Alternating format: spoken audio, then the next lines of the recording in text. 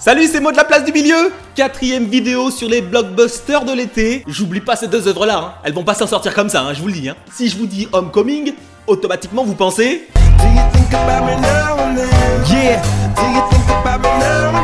Mais non, mais c'est pas ça, je te parle de Spider-Man Homecoming. Eh ben il était temps qu'il sorte celui-là. Tout le monde est content pour cette franchise. Pour Marvel qui a bien joué le coup quand même. Juste après Civil War, on était tous comme ça. Allez, une dose de Spider-Man.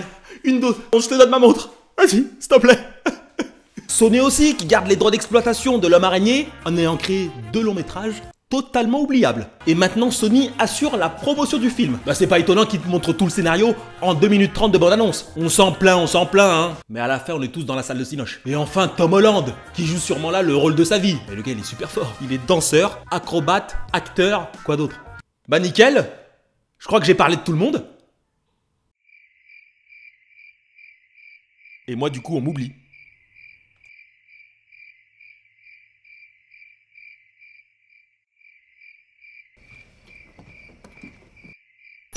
L'histoire vite fait. Juste après les événements de Civil War, Peter Parker revient dans le Queens. Voulant convaincre Tony Stark qu'il peut rejoindre les Avengers en tant que Spider-Man, il vise à faire tomber un gros bonnet.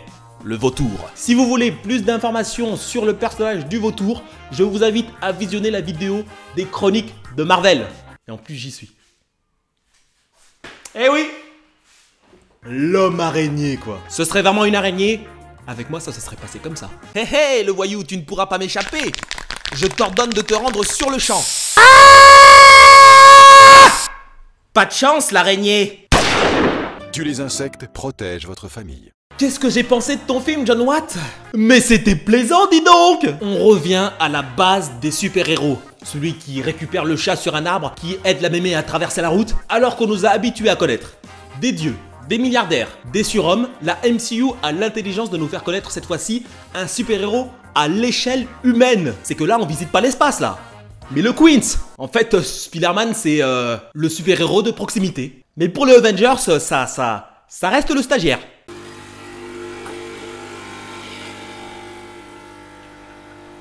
Rien à dire sur le casting. Tom Holland s'approprie le rôle de Peter Parker et le réinvente. T'inquiète, Tobey Maguire restera dans nos cœurs. Michael Keaton est excellent. Il fait honneur au vautour qui agit comme un véritable charognard à récupérer les armes des champs de bataille pour leur donner une seconde vie. Et pour moi, ses motivations pour le faire sont bien justifiées. Franchement, le vautour, c'est un meilleur némésis que ces 2 clowns là. Ça fait du bien de voir un héros qui débute, avec ses erreurs, ses maladresses et les conséquences de celles-ci, déjà abordées dans Civil War. Même si les conséquences dans Civil War, ils ont quand même oublié. Mais non, j'oublierai pas ma chérie. Voilà, et du pain. Très bien, allez, bisous mon ami.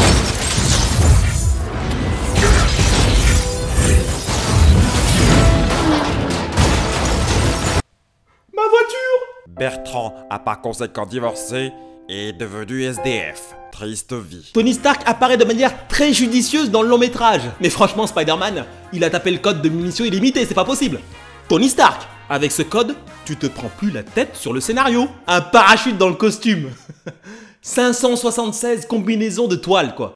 Ah là là. Mais bon, pour moi, dans Spider-Man Homecoming, il manquait des choses. Pas de voltige au-dessus des gratte-ciel, pas de réel danger pour les personnages, on s'inquiète pas vraiment pour eux, pas de combat de ouf finalement. Après avoir vu ça dans la bande-annonce du film, je ne m'attendais pas à ce que le combat final, soit le combat final en fait. Mais si le film marche, pourquoi faire plus?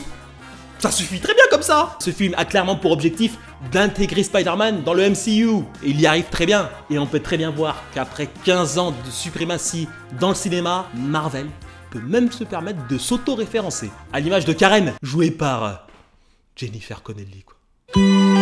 Femme de Paul Bettany, qui a joué Jarvis. Non, messieurs, dames, je ne crois pas aux coïncidences.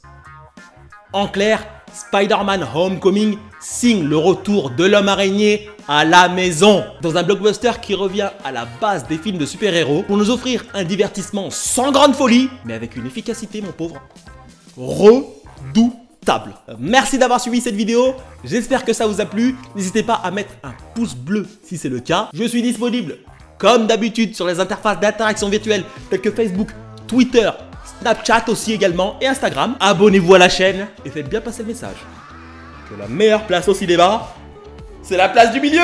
Allez, ciao!